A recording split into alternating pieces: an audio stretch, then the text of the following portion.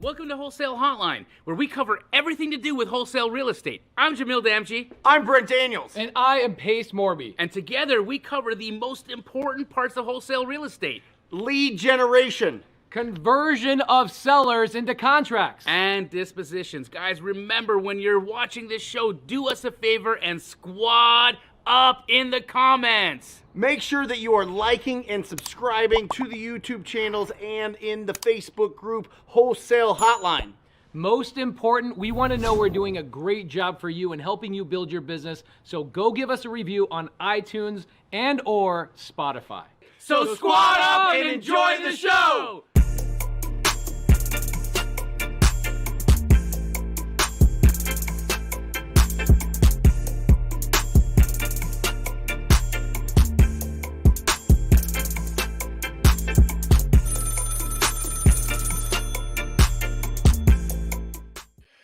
Welcome.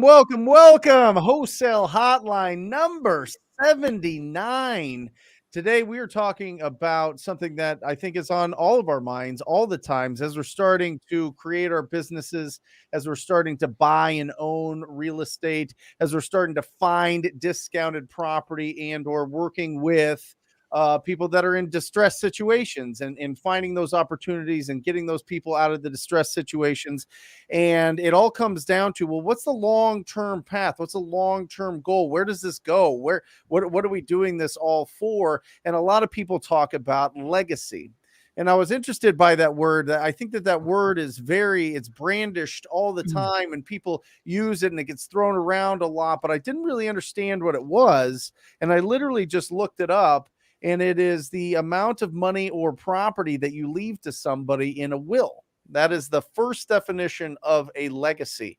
I think most of the time, Pace and Rick, you will agree here, or we'll open it up to conversation here. But I think legacy is also what we instill in our family and the people that are around us to be happy, to go after their goals, to think about living a incredible life, a life that they are really interested in and they feel very fulfilled by. I think that's more of the legacy. Obviously the property and the money side feels very good, but that feels very old school. Like, they put that together in England in like the 1500s type of thing. But what we're really getting into here is talking about legacy. And we had Rick's son Zach on a couple weeks ago, who is just doing incredible things, and it's our fortune to have Rick on. And Rick also has other children that we'll get into and speak about as well. We won't just leave them out. But before we started this show, we were having a conversation backstage, so to speak, and Pace, you were really talking about your son. And he's 13. He's starting to blossom from a little kid into a young man, and just kind of the transition of seeing you do incredible things and being interested in that. And so I kind of will put it in your hands, Pace, to open this thing up. But Rick, we're very excited to have you here and talk about this, because I think that this is really, at the end of the day, it's the influence, right? It's the impact that we have on our family and friends, and the legacy that we leave behind. But I love this. So this is funny. There's a lot of traps. On my yellow pad, I wrote, "What is legacy?" And then you open the show up, unprovoked, by the way, and you jump into the description of legacy is all about finances, which is interesting. So I look at legacy as a big part of, like, Rick, you've done a lot of coaching, I imagine, right? I've done my share, yes. Okay. Do you feel like when you're coaching people, a lot of what you're doing is actually breaking maybe the chains, the emotional chains or the mental chains that have been put on them basically from the environment that they grew up in? I 100%. The most coaching comes down to mentality, because until they can fix all the pre-programming they've had from the media, their parents, the parents are a big one. I came from my parents, go to school, go to college, get a good job. I gave up at 33. It didn't work. It just, I was I was working 80 hours a week. So I decided to break that cycle at 33, take a major risk, 2 small kids, and left my bi-monthly 6-figure job to pursue this passion. And that was when, it was gray back then. There wasn't a lot of information. Like if you could get information, it was amazing to get a hold of it. And back then, to be honest with you, the barriers to entry to coaching were high. I mean, it was like 20 grand to set up a website, to get coding. And this was back when it was really hard to do. Oh yeah. And, now we fast forward, 19, 20 years.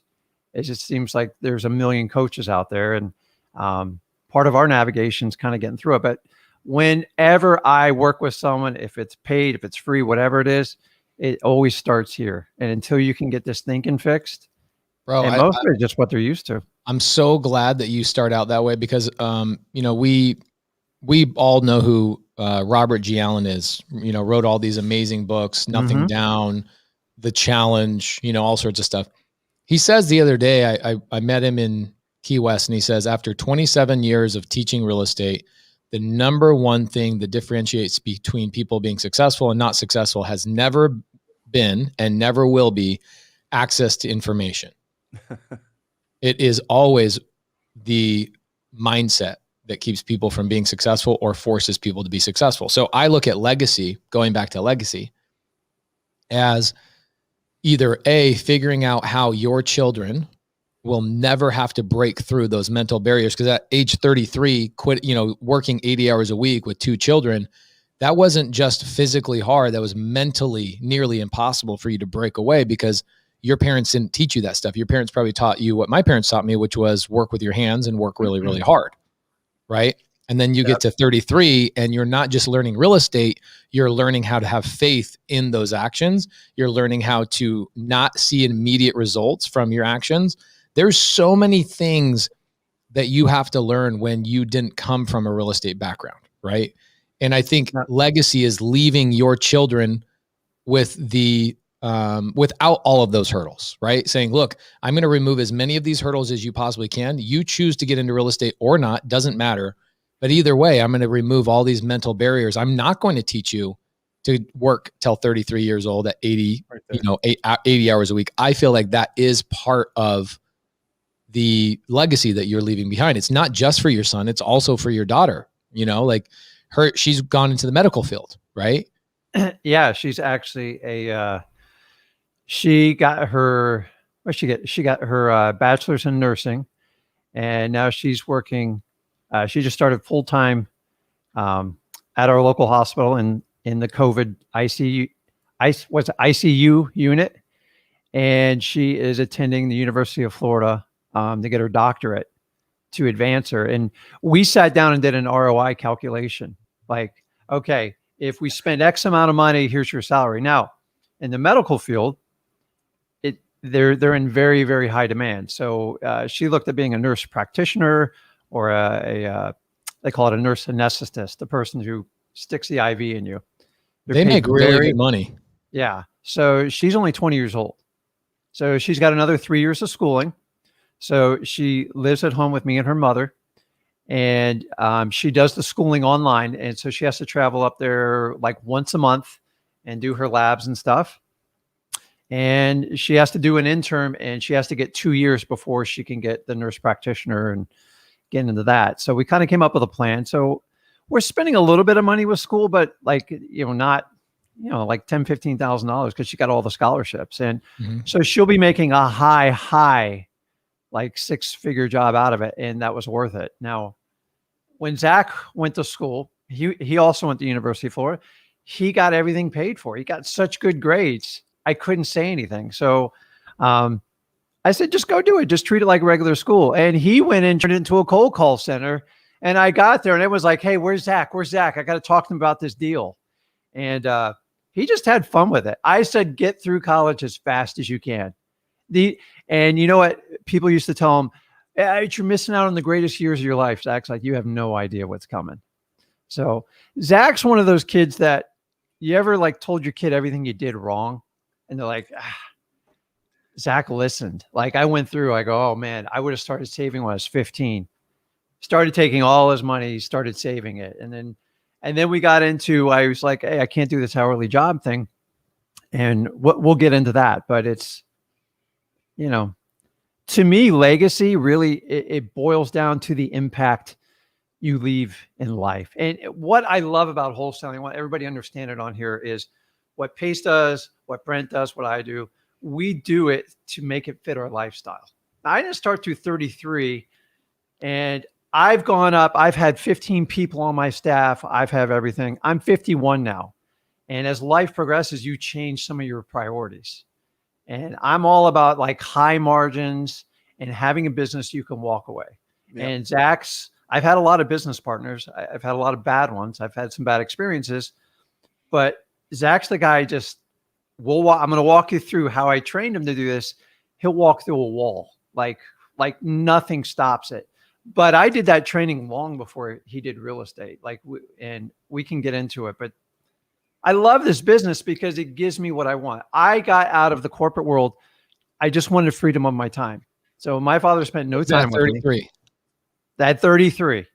So what was the reason? Was there like a tipping point, or just something one day you just throw up your hands in the air and you're like, F this, I'm out? Yeah. So my boss was 100 miles away. So I grew up in Fort Lauderdale, Miami area. And they go, we want you to go up this town in Port St. Lucie and open up like 10 offices. I'm just like, I had no experience negotiating commercial leases. And I just went out there. So I had to go, I bought a bunch of books on commercial real estate, and I'd go out and negotiate deals. It was so cheap back then, and they were just begging me. And then what happened is I go, man, I know how to talk to people. Let's get it going.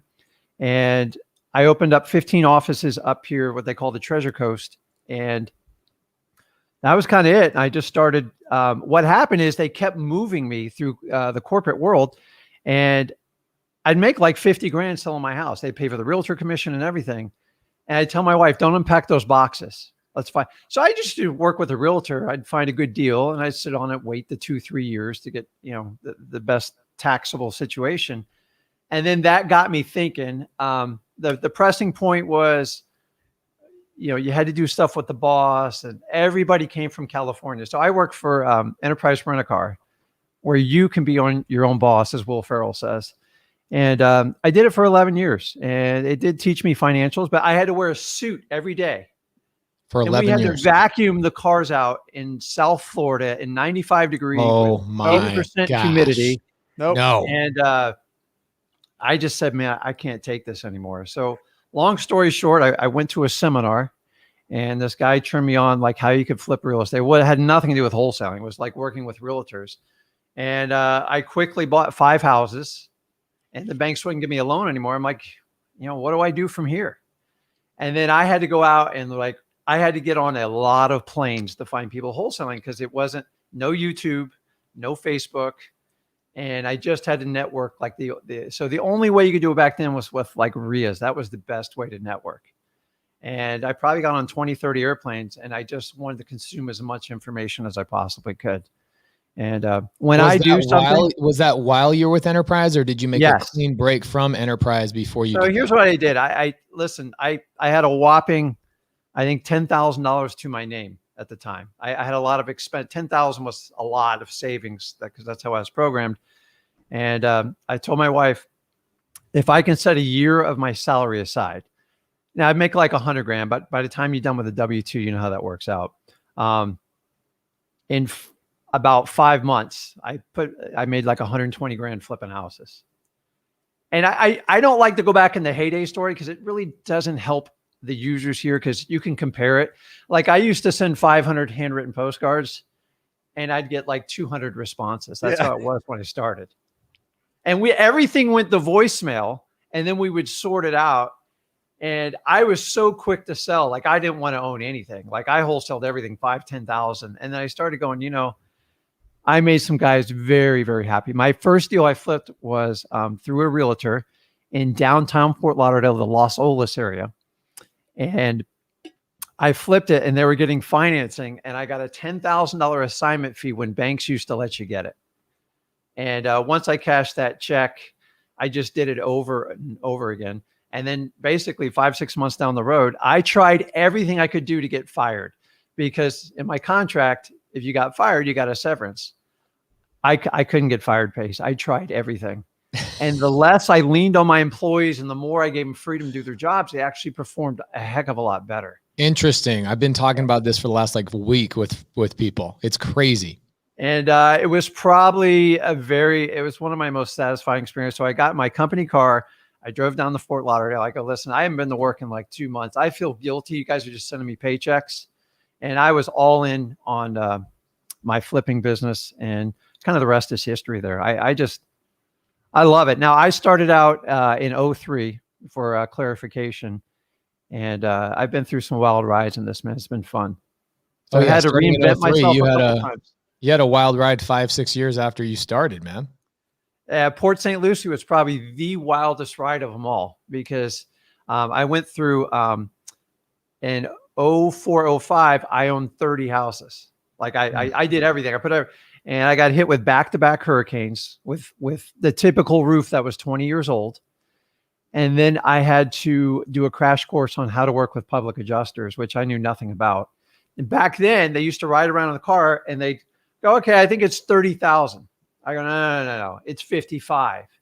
So I started flipping with public adjusters. When you have 30 houses, it's a huge, you got one shot, and they were the judge and jury. Back then they had carte blanche to write checks on the spot. Fast forward today, none of that works. Oh yeah. It goes through 7 layers.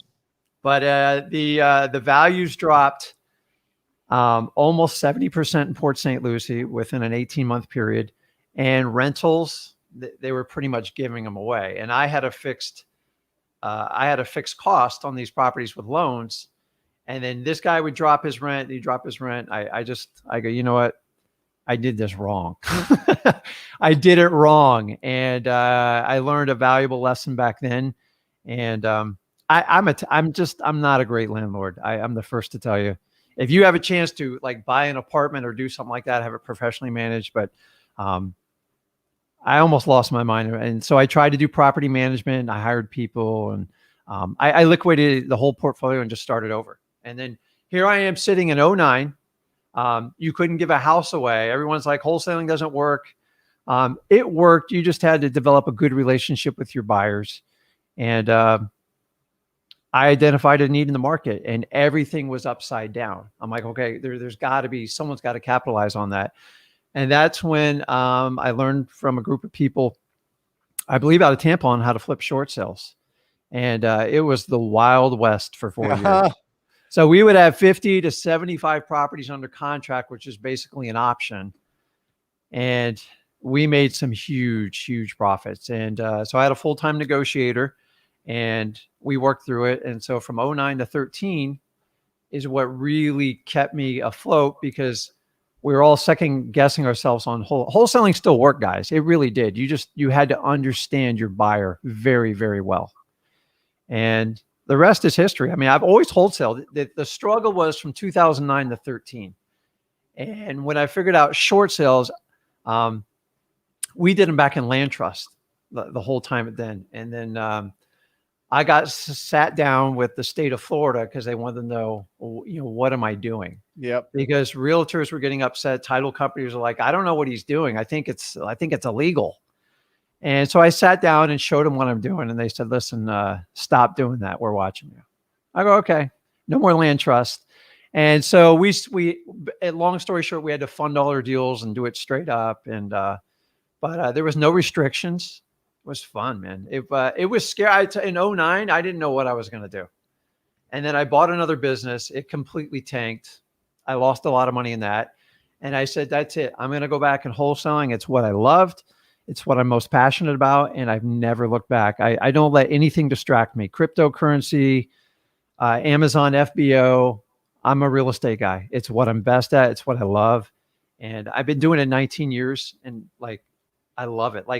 Me and Zach worked on 2 deals this morning. And I'm just like, I just love everything I do with it. I got a whole bunch of stuff to unpack on this. This is great. Really, really good information. And I love the origin story. And I love crypto thing, like not getting deviated from that. A couple of our friends posted today that they've been losing money on Bitcoin and Forex and all this kind of stuff. And they're like, honestly, I'm a real estate guy. I should not have gotten out of my lane. I lost a bunch of money on this Bitcoin thing. And then all of a sudden it goes up and like I should have just stayed in my lane in real estate and doubled down. And that's wholesale and fix and flip and whatever else. But that being said, I do love that. Here's a question. Okay. We've got a pretty high market. I'm looking at this and it's feeling reminiscent. I know the numbers are different and the lending laws are different. And I know all of, supply demand. I know all of that stuff. I get it. But my question is, it feels reminiscent of 2004, 5, 6, 7, when things were just getting out of control. Prices were just, you could buy a property, hold it, 6 months later, sell it, and make $100,000. It feels very reminiscent of that. Do you feel like we'll have another crash in the next 2-3 years? And if so, what do wholesalers need to do to prepare for that? What can a wholesaler do to prepare for that? If that's my main business model as a wholesaler, what can I do to prepare for that? Okay, so let's start out with the fundamentals of why we all wholesale. I started wholesaling because, to be honest with you, I felt I was minimizing my risk. I really did.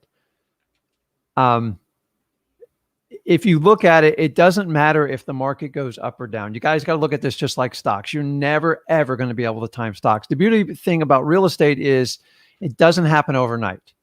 So if you look at the last major meltdown we had, which was the '08, it took about 18 to 24 months to really find like a bottom. But I remember I'm like, we were flipping houses in Port St. Lucie, $30,000. I'm talking about 4-bedroom, 2 baths, new construction type of stuff. I couldn't even wrap my head around like the numbers, but there was thousands of them on the market. And that was the problem. It's like, who had the deepest pockets? So I have watched since 2015, everybody make their bold predictions. And here's the truth of it. We don't know. We try to look at indicators. Listen, I watch your guys' show. I pay attention as much as I possibly can. The supply demand thing, as we know, they're short on building. Yep. Inflation's raging out of control. Everyone wants to buy assets to protect their downside. And you have record low interest rates and a change of administration. So I've just come to the point, to be honest with you, I sat back in COVID and I made a personal kind of provocation silently to myself. This has got to be the catalyst that sets it off. And I was wrong. And I had the same exact feeling, 100%. I sat there with my office and my partners and I was like, this was the black swan event that everybody's been waiting for since 2013, when everybody says, wow, the market's come back. We're going to have another crash, but it's going to take some black swan event that nobody's predicting. I had the same exact thing and it was about a week long, and man, was I wrong. 100% wrong. I don't make predictions anymore. But I'll tell you, I was the same guy in '06. And like, this thing ain't going to crash. Like I just loved wholesaling. It's going to go forever. And the writing was on the wall. The pricing in Florida is out of control. We're doing a flip right now. Like we're doing condos and townhomes. It's like the new affordable housing. Make $100,000 on a condo, a 2-2 condo. Yep. That I did a subject to. The challenge with the HOAs and with the lawyers and stuff is forcing me to sell it because I got called to the plate on it. But I'm fine. I'll find a million others. But I'm done making predictions, to be honest with you. I've been preparing since 2015 because I was so scolded in that 07, 08.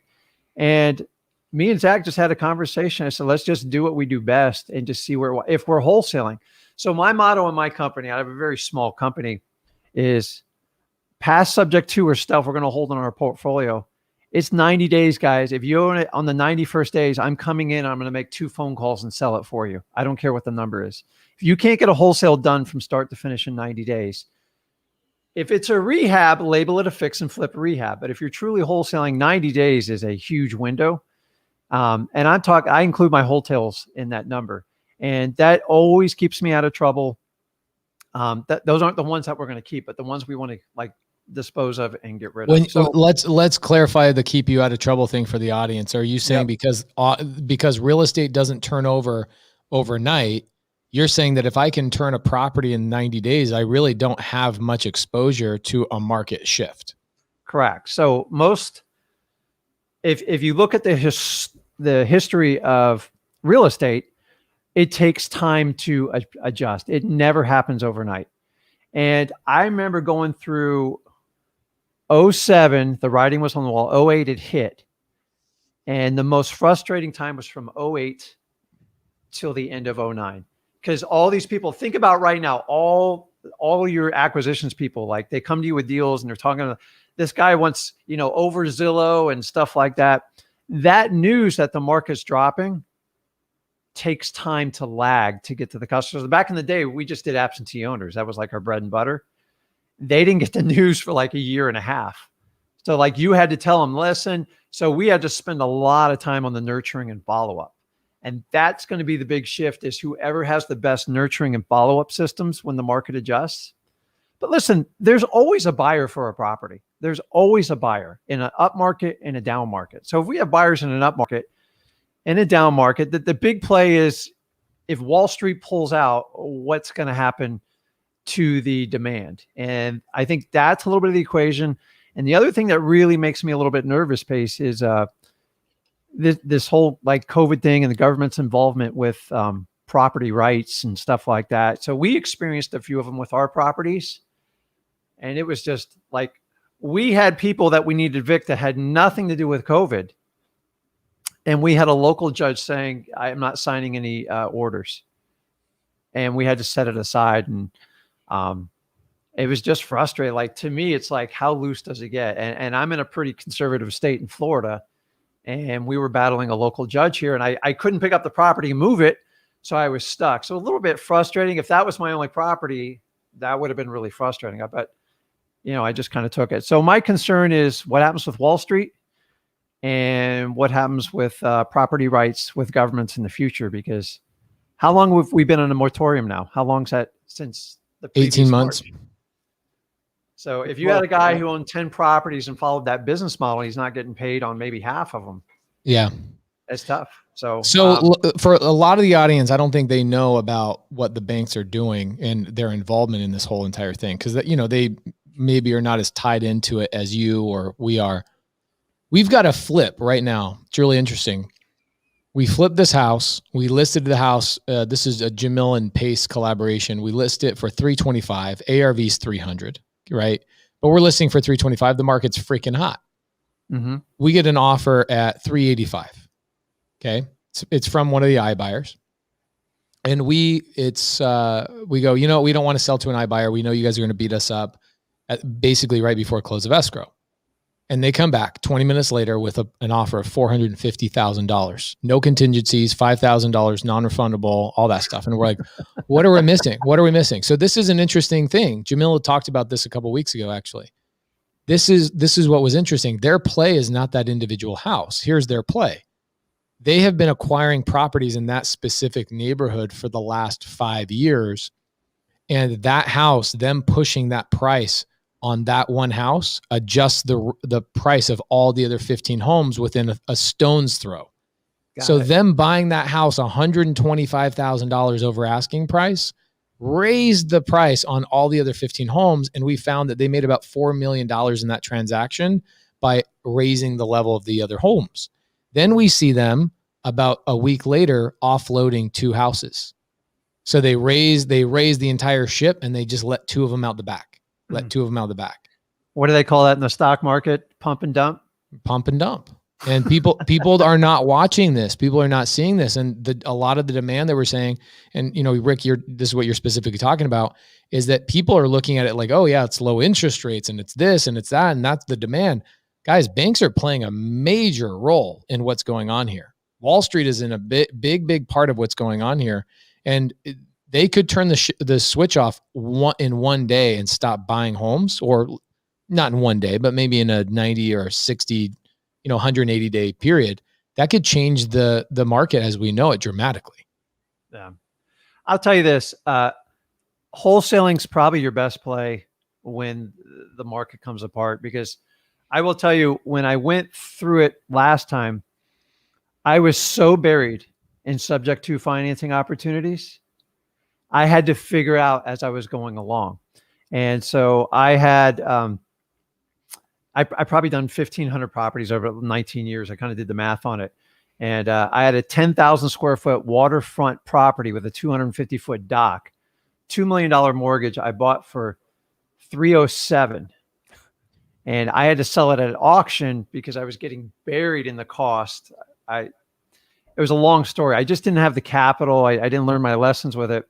I still made like $100,000 on it, but I looked that property up like a year ago and showed Zach what the possibility. I mean, sold for over $2.5 million.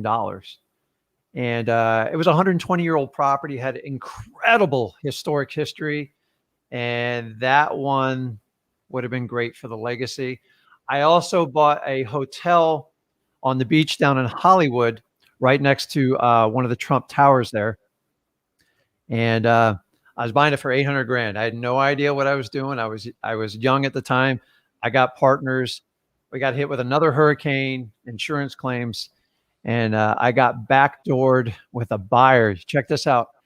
The City of Hollywood Fire Department bought it through a trust, and they strong-armed me and took me to court under the Community Redevelopment Act, where I had to keep the building historic. Yep. And I $50,000 with a lawyer, and I called it a day. I thought I was going to like make millions, and I just didn't have the right legal team at the time. And long story short is I've learned through all these opportunities. I don't look at them. I used to get upset about them, and now I'm like, I can't wait for the next opportunity to come. So when it comes, it's great. I think we all got to stop trying to completely predict it. And I think by you guys informing numbers of what's going on with Wall Street, a little tip is if you guys in your local real estate area, the realtors, they have a local board and they actually file a report on all the listings, the DOM. Now it's 3 months behind in my area, but it's free data and it's great to watch because you can watch, because it doesn't happen overnight. You'll start to see it slowly ticking up. So we watch for trends in Florida because we have a bit of a season here. So we're at the height of hurricane season. We have deals fall apart. Like right now, coming up in September, it's always a challenge on these properties. And I don't know about you, but in Florida, we're having a huge problem with insuring homes, like especially new buyers that they're canceling policies, and any older home near the water, they just won't even insure them anymore. And so a lot of self-financing deals are coming up because people don't know how to move these properties. Right. Can I ask you guys, let me ask you guys both this question, because I think it's really interesting as we start in this business. Our first step is get your first deal, right? Just do something, do your first deal, find that opportunity, get that first experience, cross that bridge from having faith that you can do this business to it becoming a fact. Now you're rinsing and repeating, right? Now you go to replacing your current job, right? So you can do this full time. And then you get into, okay, well, paying off some debts, or am I investing? All right. So you play that game too. And then you go, okay, I need to buy assets, right? I need to get assets so that I can get some cash flow, but I want to make sure that I'm also not getting caught at the wrong time where I've got a lot of assets and then something gets wiggly and something changes. Because I'm telling Rick, you're telling your story, and I'm like, I'm right there with you, brother. I mean, some of these deals that I had locked up in 13 and 14 and 15, I mean, just absolutely incredible prices right now, right? But at the time, I was like, well, you know, I want to just keep the money rolling. I just want to keep the cash coming in. I want to make sure that I'm building my company, doing it right. So when do you know? When do you know? And by the way, this is the reason why I buy rental properties cash. This exact reason, Rick. One, because I don't like being a landlord. I don't. I'm going to be honest. I hate it with a passion. It's a nightmare for me to be a landlord. Number two, if the world melts, if everything melts, I don't have to worry about this property. You know what I mean? This property, I've got property taxes here in Phoenix aren't crazy. Insurance isn't crazy. Life's good, right? So that's a couple of my strategies there. But as now it's 2021, I'm seeing a lot of, you know, Airbnb opportunities, and I'm seeing some apartment opportunities, and I'm seeing some other things. Like, when do you make that decision? Both of you guys, I'm just asking your guys' opinion on to buy an asset, one, real estate specifically, so that you can have that depreciation, but two, feel comfortable with it at the end of the day that it's not going to drag your mindset down because you're focused on this all the time and you're not sure what the government's going to do and if you can evict somebody or anything like that. How do you play both sides of it, right? How do you buy real estate to get depreciation, but then not get buried being a landlord, having that hanging over your head? Well, you want me to take it first base or you want to? I've got a long answer for it, so let's let you go first. Okay. So the good thing is after you see plenty of opportunities doing it 19 years, like, you know, when a really good deal like hits your plate. So it's all a balance. So I've got some of my best ideas directly from my accountant, because sometimes when a third party will look at your books and go, hey, Rick, this column right here, where did you get those deals from? That's how I figured out probates. He goes, man, you need to just do more of those. I go, I don't know how to do it. And that's how I got immersed in probates. He's like, go get like 20 of these. And so then I talk to my accountant. I go, man, the perfect world for me would be to have a place where my family could share it. I'd have an office, so I'd never have to commute. I used to drive 100 miles each way to work, by the way, at Enterprise. And I could write the whole thing off. My accountant goes, when you find that, you let me know, and we'll take it down. So I hunted. So in 2015, I had an opportunity come up. So I'm a boating guy. I love the water. That's why I'm in South Florida, my family first. But I love fishing. I love going to the islands. And so I had a deal come up in 2015 of a commercial building. It was a restaurant, and the builder kind of failed. The market was just coming back. And he's like, I got to move this thing like immediately. So I went in just for a wholesale opportunity. I go, well, I'll talk to you. And so I have a really good network. I'm here in Stuart, Florida, if anybody wants to know. And I put it under contract. I knew exactly who I was going to sell it to. And I started looking, and my wife goes, man, it'd just be really cool if like we could live in it. You could put the boats out back. You could fish. It was right in downtown, all the restaurants. They take care of the pools, the yacht club. I was like, yeah. So I brought a contractor by there, and he gave me the bill. I was like, out of my league. I don't want this much headache. Sold it to my buddy, made a nice profit. He's like, I'll have it done in 6 months. This year, actually, the end of 2020, he came back to me. He's like, remember that property you sold me? I go, yeah, I'm done. Like, I'm checked out. He goes, let's go meet over there. We're going to have a conversation. We're going to get a deal done. So me meeting with him within an hour and a half, I put it back under contract. He finished the entire renovation, spent over $1 million in the deal.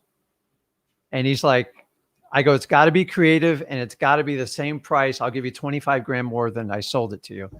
And lo and behold, I took it over. It's a commercial building. It has 4 stories. It's the only one that has commercial use. So there's 4 commercial units. I bought the entire second floor. And I went to Zach. I go, we're going to make part of it our office, part of it our home. And I'm going to option like the rest of the building. And so I got like my dream one. I went to my accountant. He goes, I cannot believe you found this. I go, you put it in my head.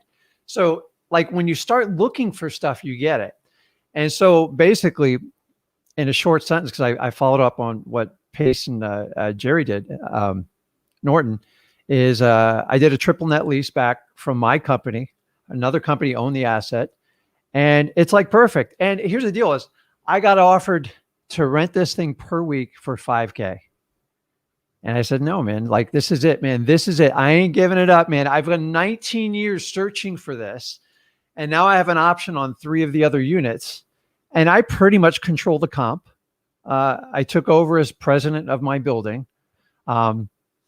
It's fun though. Like when you see stuff like that, okay, that stands out. So with me, anything in South Florida with waterfront potential, I just take it down now. I don't even think about it because I've watched these values go up. And it's incredible. And I spend the other part of the day with CPAs and accountants trying to figure out how not to give all my money away. But it's, I think they're going to change the corporate tax rate 24%. They were talking about like 2028, which I don't think it'll ever pass. But And you got to be careful because you can chase that depreciation train, but it will take energy. It will take time. And sometimes you sit down and I pay the tax bill. Like sometimes you just got to pay it because you're only kicking the can down the road when you do it. So I look for really unique opportunities because when I was in the car business, like cars don't impress me. I could care less what you drive. It doesn't do anything for me. I'll never wear a jacket because I wore a monkey suit for 11 years. I don't want to do it. So I look for unique opportunities that have great tax advantages that fits my lifestyle and my business. I have no commute. You know what my car is? It's a golf cart. Like I just go downtown. I get like whatever I want. I come back. I go to the gym in the morning. I run in the evenings. And I'm 51, man. So my ideal is I go through my emails. I'll work out. I'll go fishing. I come back. Me and Zach have an hour-long conversation. We go over all the numbers and the KPIs. Sometimes we argue a little bit. And I let Zach run the company the way he needs to. I guess I operate more in a chairman's position just because that's what I want to do. So I have spent really the last 10 years with my kids developing them. And hopefully we can talk about that. Yeah. And now I'm in a position to do what like ever I want. Like if I want to go on camera more and spend more time. So with Zach's idea, he's like, Dad, you got so much knowledge. You should bring it to the table. And I said, everybody's out there teaching this stuff. There's so much noise out there. And you know what he said? I'll bring the biggest, loudest noise and we'll get it in front of there. I said, Zach, you're the future. You're it. Like you connect with the kids. They understand it. And what I love about the way Zach does it is he knows the fight. They just went through it. And sometimes 19 years removed, you forget what it's like to sit there and pound on cold calls and struggle like pricing comps and stuff like that. Back when I did comps, man, you actually had to go to a realtor and like beg them for it. Now, like we all hit a button. So, my job's to keep myself humble and keep Zach humble. And what better way? I get to spend every day with my kids, my son. So Zach lives like a mile down the road and he comes by and he's in charge. He sets up the studio and does everything. And we have a lot of fun with it. But yeah, you got to be careful with assets because there's a reason they're called ASS. Yeah, for sure. So here's my quick answer to that. A couple of things. I do chase the depreciation train heavily. Right. So like even this last quarter, my CPA, Dustin Griffiths, I'd love to have him on the show, comes in and says, Pace, you need to buy another $5 million of real estate before the end of the year to do what you did last year, which was paid basically zero tax, right? I do pay myself through my S Corp a very small amount of money. And so of course I pay some employment tax and stuff like that. But through depreciation, what I've also learned through being around the right CPAs and Toby Mathis and Clint Coons, who've been on the show as well, teach you how to avoid the depreciation recapture entirely. It's no longer a kicking the can down the road. You can entirely avoid the tax depreciation recapture. So I do chase that. It is important for me. So the way I look at it is the money that I would have paid to the IRS is what goes into buying my real estate assets. But probably the most important advisor in my world is a gentleman from a company called the Information Market. Okay. It's a company we have locally.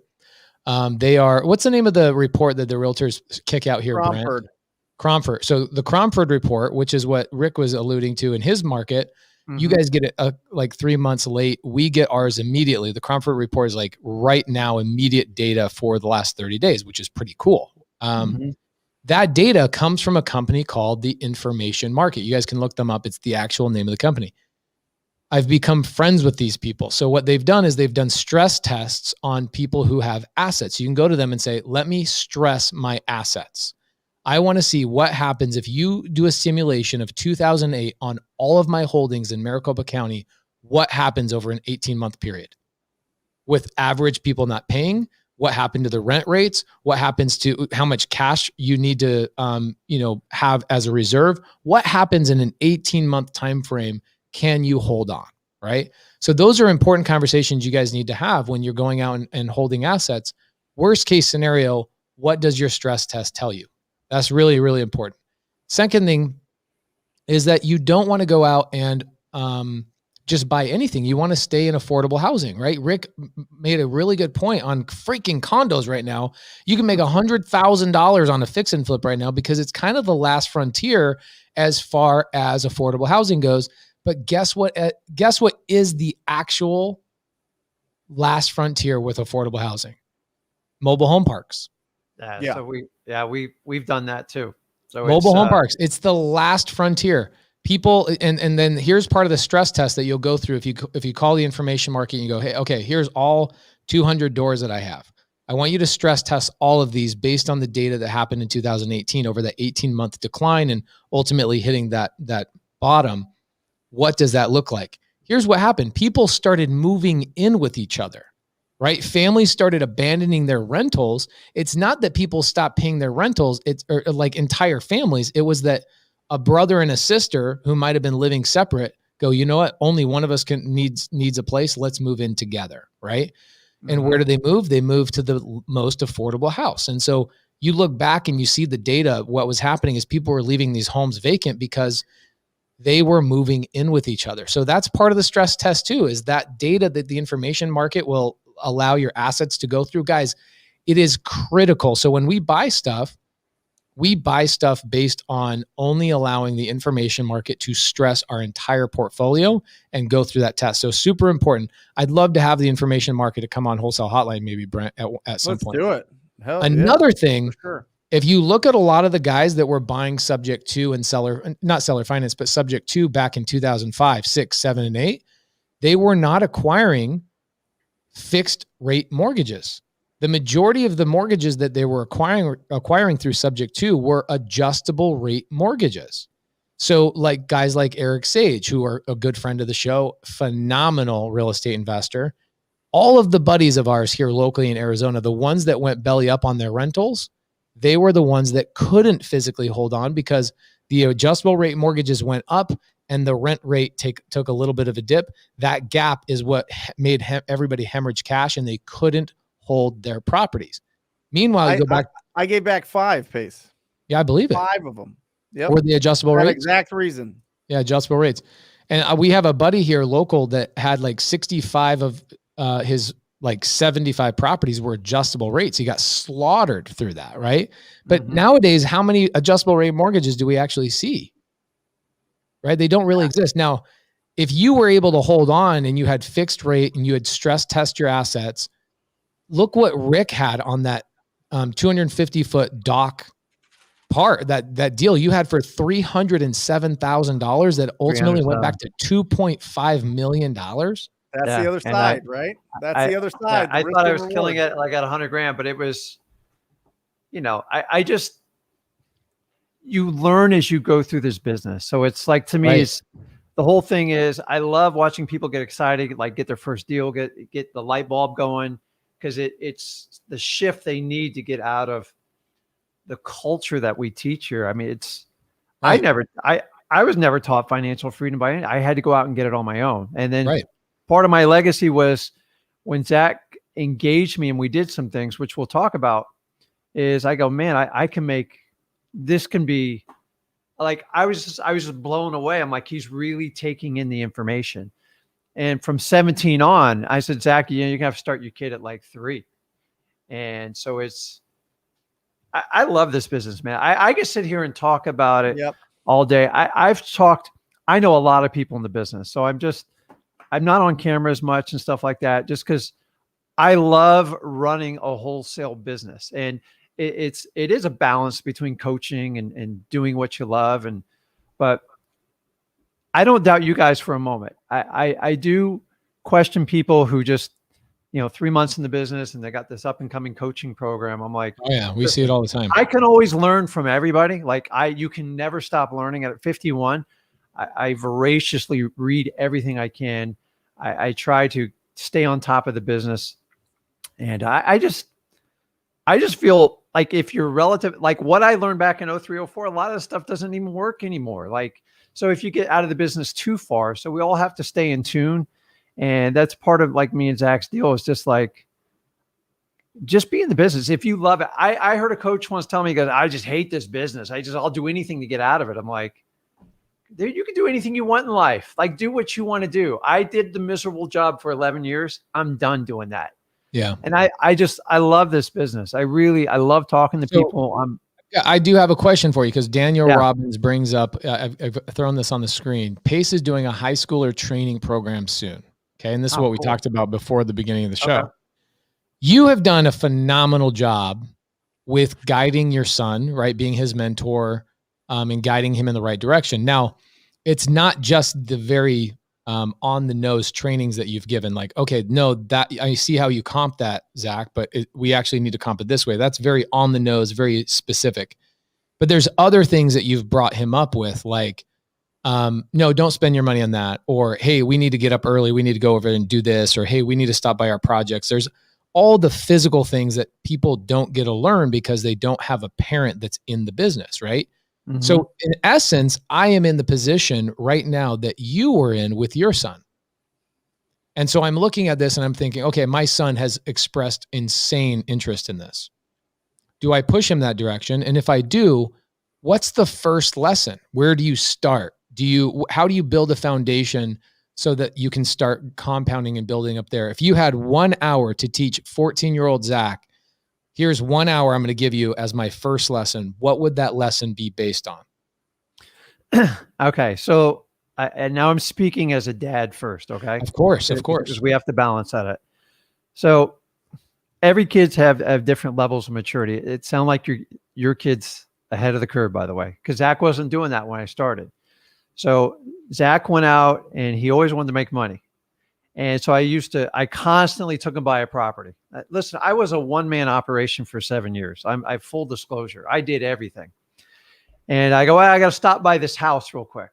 And the kids would always roll their eyes like, my daughter's like, you're going to take me by that abandoned, nasty house. Zach used to go and like, he had this obsession. Like every house we had in Florida had golf balls. So he'd pick up the golf balls. He'd put them on eBay. He's like, Dad, I made $10 and made $20. I go, that's cute. And he just looked at me like, why would you say that? I go, son, you're missing the point. Like, what did Dad go by there for? He goes, so he didn't understand if I was a realtor. Actually, all my kids' parents are like, we don't even know what you do. Like, you in the garbage business, what's your deal? I'm like, he goes, because when you say you do real estate, 95% of the public thinks you're a realtor. Yep. And so if you've done this long enough, trying to explain people wholesaling that have no clue of it, it's just it's a wasted space. So the first thing I did when Zach, he was always interested in sports. He did basketball. I said, son, there's no future in basketball with you. I love you to death, but you got 2 left feet. And I said, let's go by the high school and we'll, so they had like an open night. Let's look at some sports activities. There's 2 sports I looked at specifically. He wasn't ready for football, and I had way too many concussions because I was a reckless kid in high school. Okay. And the rules were different back then. I like cross country because kids can push their pace and it doesn't matter their level, and it's hard mentally. And number 2, I got pulled off the football team to do wrestling. Now, the wrestling coach, he goes, you want to, like, let me teach you how to be a man. I'm like, how bad can it be? I didn't have a father present in my life at the time. I was a terrible wrestler, just for the record. I didn't understand it. Like, I would get so upset when I lost. I was immature. Fast forward, I'm telling my wife, I want to get Zach in the wrestling. I think it's a good foundation because every time I struggled anything in real estate, I would think back, what was harder than going out on that mat or getting pounded out on that football field? Like, oh, it's not harder. They can't hurt me. So I already met with the coach in advance. I'm not sure if Zach knows that, but he signed up. He's like, yeah, I'll go do it. His mother was not happy. My baby, got to protect him. And so what I'm trying to instill in him was discipline. It had nothing to do with like the physicality, but it was good for him. And Zach learned quickly that these kids were like, there was some kids wrestling since they were 6 or 7. He's like, oh my God. I said, son, work on the one thing that you can. You got to do the discipline. You got to put in the time. And so he learned that. Then I took him to the weight room and I trained with him for about 6 months. And he started getting strong. And something happened. His confidence just started like lifting. This is the same analogy as you teach real estate. I was teaching real estate. I was just using a vehicle that he was passionate about. And long story short, when he went through wrestling, his first few matches, I'm like, just try not to get pinned. That's it. That's your job, right? Like, don't write a bad contract. And then after that, I'm like, try to get some escape points. Just try to get out. And then after a while, I go, let's get some points on offense. And let me tell you, a year after that, that kid took wrestling to like the next level. The amount of training and stuff you have to do with it. So what happened is I stopped pushing him, and he just started like, he would go to the other local high school's camp because those kids were better. I go, you got to find better kids to wrestle. And he'd find better kids to wrestle, and then he'd go to travel. How many stinking parallels are there with real estate and wrestling? This is interesting. I had no idea. So listen, I could talk wrestling all day because I love it. So if you guys ever want to look up Russell Brunson, which runs ClickFunnels, has a great analogy. He's got his own wrestling room. Now, he was a state qualifier wrestler, went through college, and he does the same analogy in his business. And wrestling's one of those sports that you're truly out there on an island. And that's how it is as a wholesaler. Like, we are out there. It's like you get your teeth kicked in. I remember when I used to have a deal, I was banking on everything making that 20 or 30 grand when I didn't have a lot of deals. And then when that deal got taken away, you were like, ah. And so when Zach got beat, we'd sit down, we would talk, and he had the maturity to get through. When he lost, I'm like, this is how you learn. And lo and behold, by his second, third year, he had fun with it. And then he was doing his job while he did that. And then conversations come up. Oh, it's tough. I'm injured. And we talk about, what's painful, what's injury. And then that's when he's like, Dad, I just hate the job I do. I go, what do you like? He goes, well, I like wrestling. I like this. And he goes, I want to know how you do it. He goes, what do you mean? He goes, how do you spend so much time with me? And I'm like, right there. That's when the light bulb went off. And so what I did is I had a library at the time. We didn't have electronic books. And I gave him 2 books to read. And I said, just read it. And the quality of your questions will dictate where we go from this. What book? Now, one of 2 ways. When he could read the book, he could take it, and like a lot of kids just take it and never read it. And I wanted to see what action he takes. So I gave him the old Peter Conti, David Finkel creative financing book, because Phenomenal. it really churns like, so it's a well-written book. It's just easy to read, and it shows you the creative opportunity. And then I had him read Dolph DeRousse's Real Estate Riches. Yeah. And he talked about how he walked through. And so I purposely put books that you could read in like a day or 2. The kid came back and like the next day, and he's just writing down questions and questions like, wow. And I was like, okay, let's do something with this. I said, what do you want to do? He's like, well, how can I talk to these we got to go find motivated sellers now, Dad. I go, well, here's the deal. I used to do bandit signs. I haven't done them in a while, but they work, but you got to answer the phone. You got to go through a script. So I made him go out and buy his own bandit signs. And we would go out during wrestling tournaments. And so when we traveled, we would go out and he would stick out like 50 signs. And his mother made sure I didn't get him run over on the road. And he would stick them out there and he'd answer the phone. Now, I used to say, Zach, you got to practice your script. I got it, Dad. Don't worry about it. I got it. And just to watch your kid get beat up on the phone, it takes a lot just to sit back, but you got to let them make the mistakes. And then he come in, he's like, Dad, it's like they keep hanging up on me. I go, listen, you only need one. Like 9 out of 10 are not going to be good deals, and just go through them. And then about day 4 in the putting the signs, he got a call. He's like, hey, this guy, he's like, he just wants to dump it. He needs to go out of town. I don't know what to do. I go, get him on the phone. I didn't want to waste time. So I got him on the phone. He said everything again. I'm like, okay, Zach goes, well, I'm going to go get the deal done. I said, you're not old enough. We got to do this like legally. So I went with him and we rehearsed in the car, and Zach went in, and to be honest with you, he didn't really say much. Like, everybody thinks wholesaling is this like magic, like there's this slick sales thing. Honestly, it's just talking to people. Yep. And I said, Zach, just ask him what he wants for the property, discount it once or twice, and get the deal signed. He's going to sign it right there. And Zach was so nervous. And after we signed the contract, he just it was like a father-son moment. You can't even, like, the light bulb went off. He's like, that the rest is history. I don't even need to tell you what happened after there. He was loading the entire garage up with bandit signs, and he's like, "What about this cold calling thing, Dad?" Now, for the record, I'm not a cold call guy. I go, I'd rather beat my head against the wall. It's just, I guess I was just too old. And he goes, "I'm going to give it a shot." I knock yourself out. And I just help him with the list and gave him guidance. And he was an animal. Like I'm talking like regular phone before we did Mojo or anything. And he just called. And when I saw he had the tenacity to go through cold calls, and he's like, it can't be worse than anything you do on a wrestling mat with me. And I think wrestling taught the discipline and the training, but there always comes a point in sports. And the analogy is when you start like pushing yourself harder than even what your coaches kind of do. Like he had to go seek outside help past his initial coaches his last junior and senior year. But he was the brightest kid on his wrestling team by far. The coach is like, "Guys, we need a 2.0 to keep the team intact." Like, "Zach, you're ignored out of this conversation," because he always had like a 4.0. Like, "Zach, you're the smartest wrestler out there." And to this day, this friends are always like, "What's this wholesaling thing you're doing?" And so I spent a lot of time from really 14 to like 17 while I was in high school. And at 17 is when the real bells went off. But for 3 years, I used wrestling as the ultimate teaching tool. It doesn't have to be wrestling. I like cross country because kids can just challenge yourself. So many of our kids these days, they don't push themselves.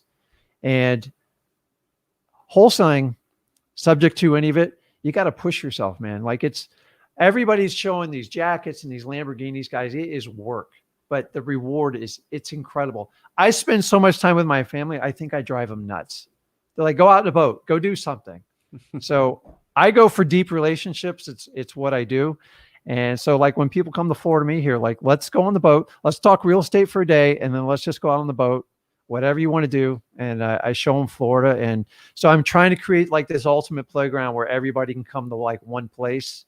And then I have options. So it's Rick, what was the second book? I know the Peter Conti book. It was a book back in like 2003 or 2004. It's a creative finance book. Peter Conti. I gave it to everybody in the side chat. What's the second book you gave? Dolph DeRoos, Real Estate Riches. Oh, Dolph. Yes. He's great. We just filmed something Real with estate him. riches, baby. Really.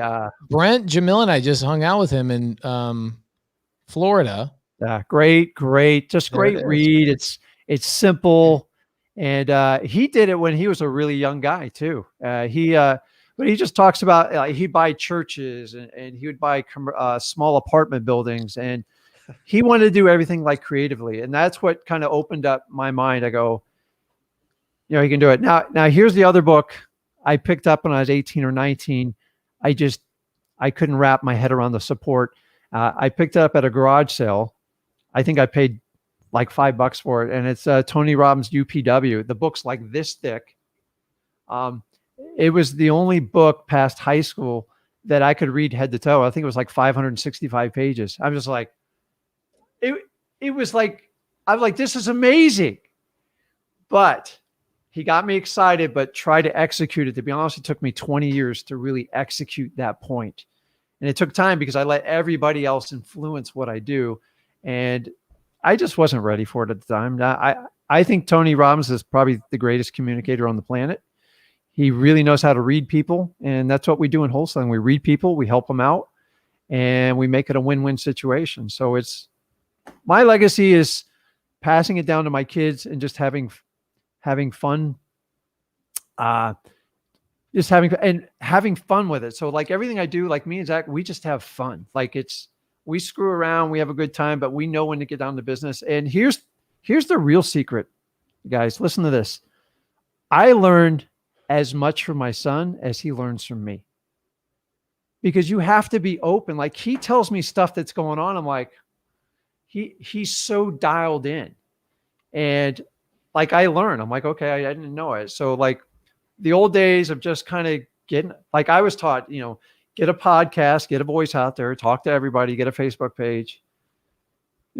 This kid studies social media like He just loves it. So like, I know today he went on like a 3-hour cold calling marathon. He's just like ripping through and he's like, hey dad, here's 3 addresses. You might want to follow up with these people. I think they're ready to go.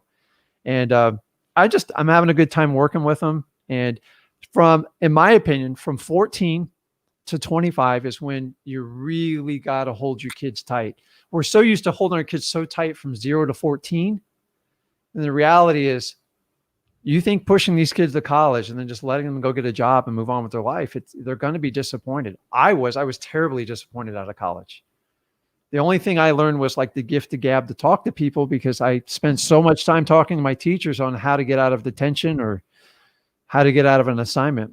So what I would do, Pace, is I think your son's already like well ahead of it, is you find analogies that they can work with. And then when the question comes back to you, then that's when they learn. So many times we lecture to our kids.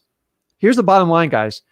Your kids watch what you do more than what you say. Yep. End of story. So if you tell your kids not to drink and you drink, guess what? You can't tell your kids to eat good and you drive them through McDonald's. Okay. You can't teach them financial freedom by just, doing a regular 9-to-5 job and getting by. I don't knock it. Like 95% of the world does it. I just want to change it. So when I went through my daughter with her education, we did an ROI study. Like, okay, how much is it going to cost?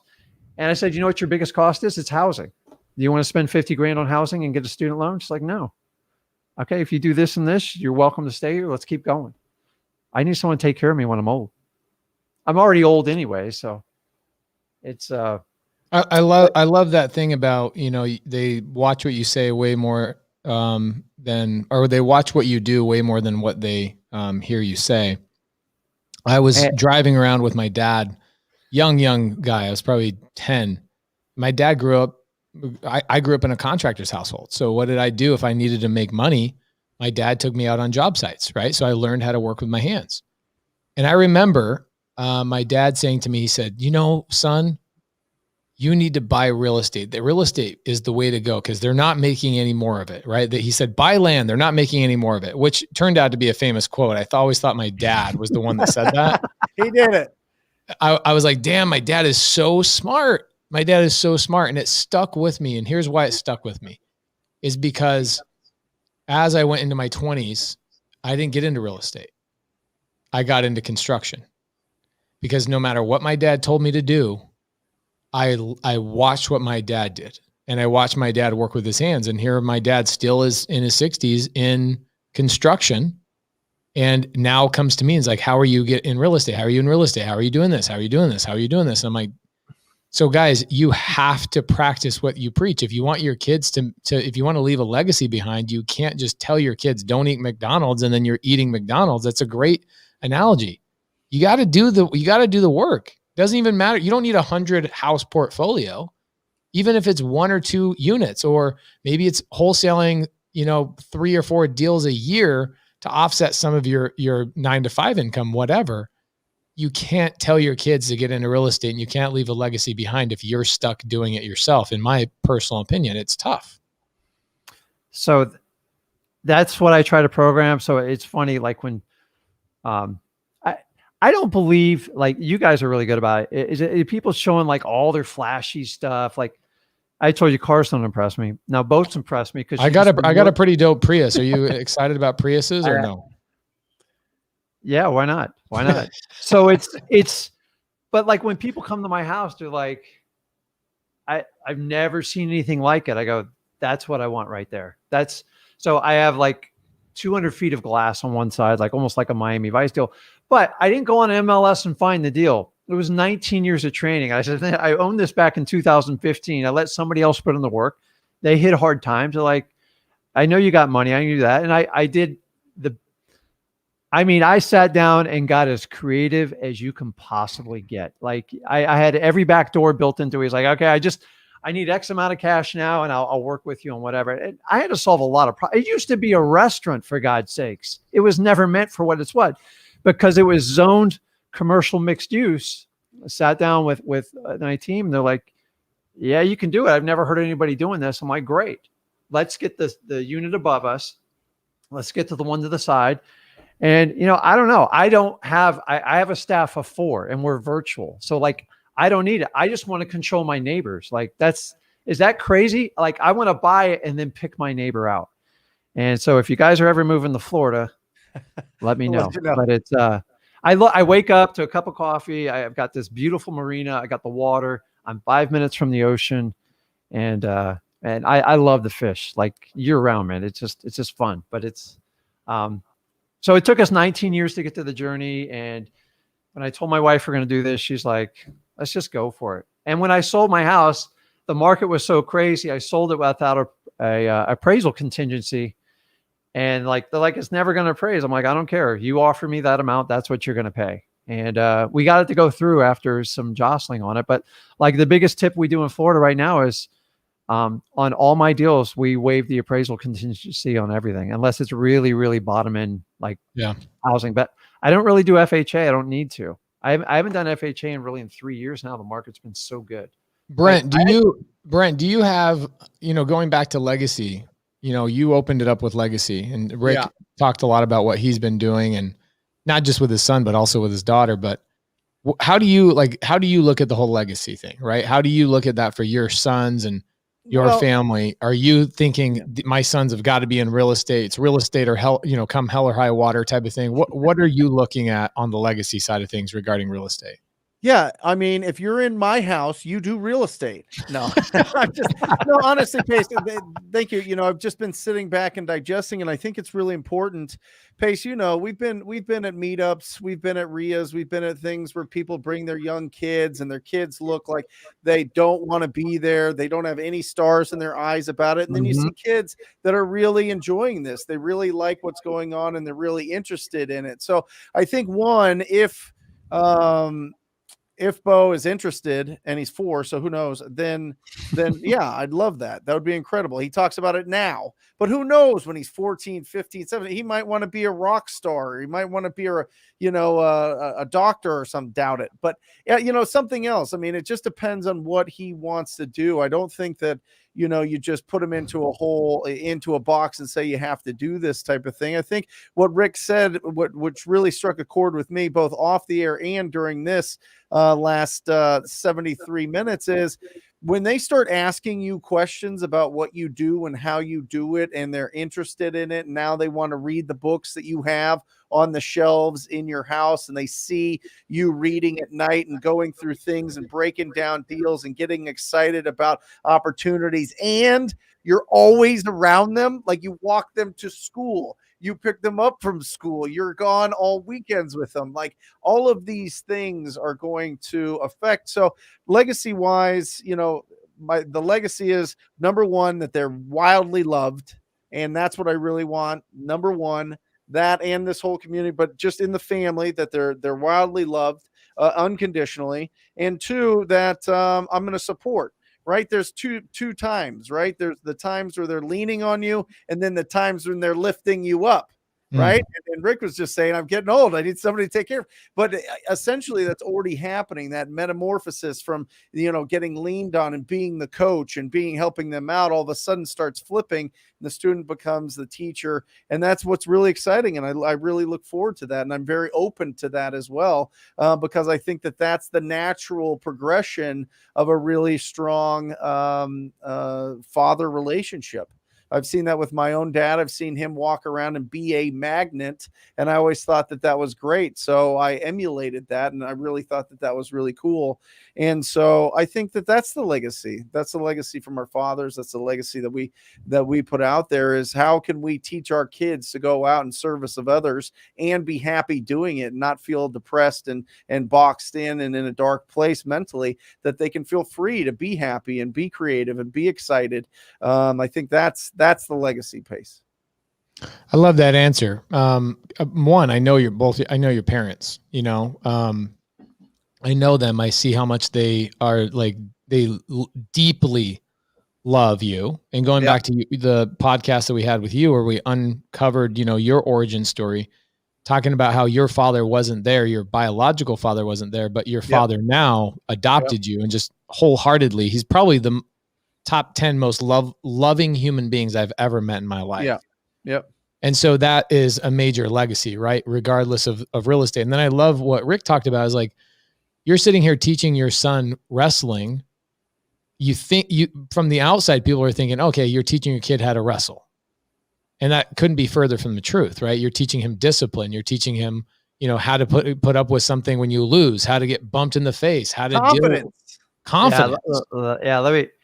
The best teaching moments are when, things went wrong. Like there were times where he get real confident in a tournament, and, confidence, sometimes it can turn into something more, and someone takes advantage of you. And he turned around like, I can't believe I lost. I sit down. I go, you didn't, the fundamentals. What do you need to do? You got to break your guy down. You just started taking wild shots. And some of the best, the most connecting times you have in your kids when they feel defeat, or they feel like, man, that hurt. And I always looked at sports. It was just, I just wish somebody taught me through sports, because there's so many great lessons you can learn. The discipline, how to deal with defeat, how everything is a defeat is a learning moment. It is in wholesaling. You have to make it, because in the beginning, I used to let stuff hang on me. And now I just kind of let it go. Like I've lost plenty of money on deals. I just move on. I've had partners take half the business like overnight on me. I've had a lot of things happen, and everything has taught me to this point. So it's led me to this legacy. So now I'm in this position working with my son. He's reinvigorated. I always did flip with Rick, but I gotta be honest with you, I felt there were so many coaches in the space and it was getting watered down. I've always done really well wholesaling. Like I just love the art of a deal. And sometimes I'm not my best coach. And so when I taught Zach, I learned a lot. Like, and by the way, guys, I gave him such basic fundamental steps. It was an eye opener for me.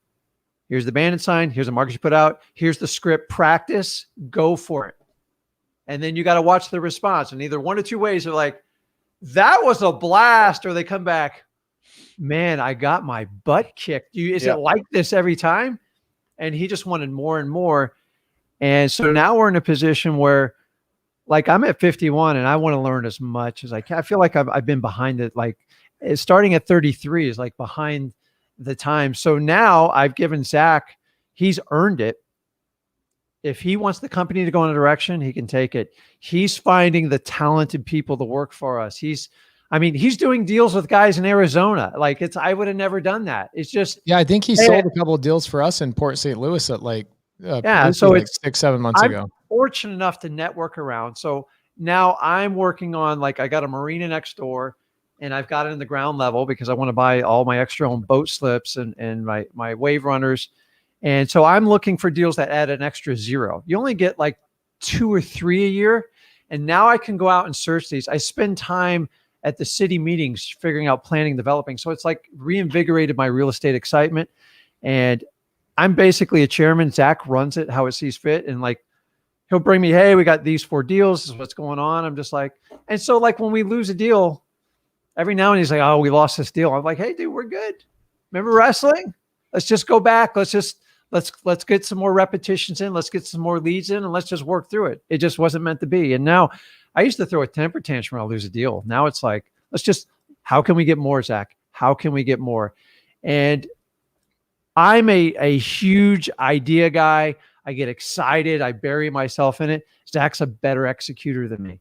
And so we've kind of blended those talents. And, we have tense moments like any other business does and with family, but, we always have each other's back. And he's having a lot of fun with what he's doing. And he's like, you're like a walking encyclopedia, Dad. I'm like, and I don't even know like some of the stuff I know. Like sometimes I'm put under pressure to like, how did you come up with that? I go, I've been around the block enough times. I just, I enjoy it. So, but he's taught me. Rick, speaking about being around the block, Kimberly, have you been paying attention to the chat, by the way?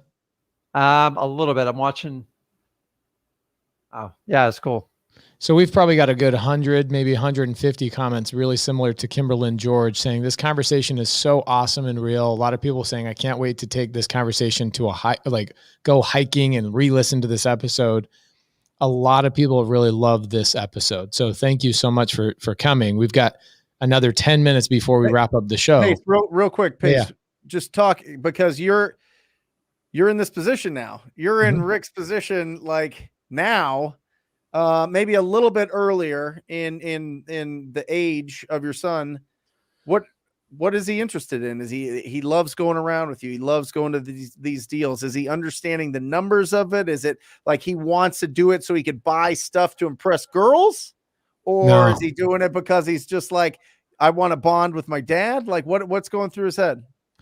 I think it's the solution solving part of everybody's brain is heightened with him. And so for him, he doesn't spend any money. You know, he's 13 years old. He's got like $4,000 saved up already. Right. And this is from like birthdays, you know, $10 here, $10 there. Hey, Asher, here's what we're going to do. We're going to have you babysit tonight for mom and dad. We're going to pay you $10. Like literally that small amount of money, his entire life has been, I don't think the kid has ever spent any money. So he's got cash. He doesn't care about it, spending it. He's very unique in the sense that we'll ask him, what do you want for your birthday? What do you want for Christmas? And we've gone multiple Christmases and multiple birthdays where he doesn't get anything. And what he wants is he's like, oh, I want a book. Like he asked us to read a book or buy a book the other day, Stephen R. Covey's Habits for Teenagers, right? And he read it twice. And he's like, I don't quite understand everything in it. There's a lot of words I have to like go and look up. But he's interested in something because he sees what we're able to do, right? We can go travel, we can go do things, you know, we can go buy a property. But I think the big thing for him, he's a kind of a softie, right? So I've taken Asher on appointments with me, not out of choice, but out of necessity. I'm sure Rick, it's been the same for you, is like, you're out in the field, you get a lead from a, you know, direct mail or PPC or whatever. You got to go meet that seller. Let's say the seller's like, I'm ready to go right now. You take your son. I don't care how old your son is, you know, 6, 7, 8 years old, you go on a buy appointment. And when my son then goes and sees that we own the title company that closed the transaction, and he gets to go meet the girls there that love him and treat him well, and he gets to see the check from the appointment that we went to 2 months prior, and then the seller walk into the same title company giving me a hug saying, thank you, thank you, thank you. That's the part that I think Asher is addicted to, or at least intrigued by at this point of, how can I help solve these problems, right? He's got something in his brain of like, I want to solve a problem. I want to solve a problem. I think Zach has that to a very high degree as well. Here's a problem. How do I execute it? How do I solve it as fast and efficiently as possible? And I think Asher's got that. So, you know, there's people on my Instagram post. I left a post about a week ago where I said, you know, I want to show my son how to get into this and get him his first deal. And ultimately see if you can you help a kid that's interested in real estate? Can you help them before they leave real estate or before they leave high school to, you know, have enough cash flowing assets on their own? And I got a lot of comments. People are like, let him be a kid. Let him be a kid. Let him be a kid. Let him be a kid. And I'm like, wow, isn't that so interesting? On one side, you tell people, don't let your kids play games. Don't let your kids this. Get your kids working hard. Get your kids working hard. I had no effing choice when I was a child. My parents had 12 children. Do you think my dad gave me a choice to sit on my ass and play video games? Are you effing kidding me? Saturday was not a hangout day. Sunday was not a hangout day. It was 7 days a mother freaking week. Every single week. There was no choice. I'm sorry. There just wasn't. The world. So the people that make those comments of let your kid be a kid, I get it. I get where they're coming from, but I didn't have the choice. My dad, whether he paid me $20 for a whole day or he didn't pay me $20 for a whole day, my dad says, you're coming with me today. You're going to you're going to cover the carpet with plastic and tape because I've got to paint these walls. Yeah. So I purposely, like, I'm the best handyman. Like I grew up with my father not being around, so I had to fix everything for my mom. I purposely taught Zach not how to do handyman stuff. So he goes, oh, I go, get away from that. Like, get away from that switch. Such a Don't touch point. it. Yes. And I love that, bro. He goes, Dad, why are you going to teach me stuck. to? I go, you ain't going to make any money with a hammer and a screwdriver. No, I got stuck. And so many people told me in my 20s, they go, oh, you have this tremendous advantage because you've been a contractor and you've flipped over 7,000 homes and And I'm like, I was in a prison of this world of learning how to work by my hands. I was addicted to this skill I learned. Now, the thing that's good, same thing with you, Rick. Let's say real estate is obliterated, and there's no possible way you can do real estate, which I can't imagine a world that exists, but let's just say it does. The good thing is that Rick can go out and work with his hands and get some shit done and make some money. Same thing with me. I guess at the end of the day, there is some advantage to that, but I'm telling you, it held me up for 10 years learning how to work with my hands. It held me up longer than that. And listen, the old verbiage is you can always go back to what's there. So why don't you try to change your life now? And before we end the show, when Zach was 17, I made him document his journey of doing his first, I believe, 3 wholesale deals. So he wrote a book, Real Estate Riches. I'll send you the link to it. It's absolutely free. Put in the link right now. Put in the comments. Let's get everybody. I got to get it. See, I'm not the tech guy, so you're asking the wrong guy. Zach's not there right now? What's that? Is Zach not there right now? He's in the other room. I got to go get him. But let me knock on the door. But it's like a 66-page ebook, and I made him write it in his own words as a kid. I go, you never get this moment back. Yeah, I love it. And when we did it, I had him sell it. He made about $2,000 off it. I go, then we're going to give it away for free. And it's his journey. It's such basic steps. And I'll grab him right now and get that. But don't grab him. What we'll do, we'll wrap it up. You send it over to us and we'll put it in the Wholesale Hotline Facebook group. So not only everybody on the live show gets it, but everybody in the Facebook group gets it as well.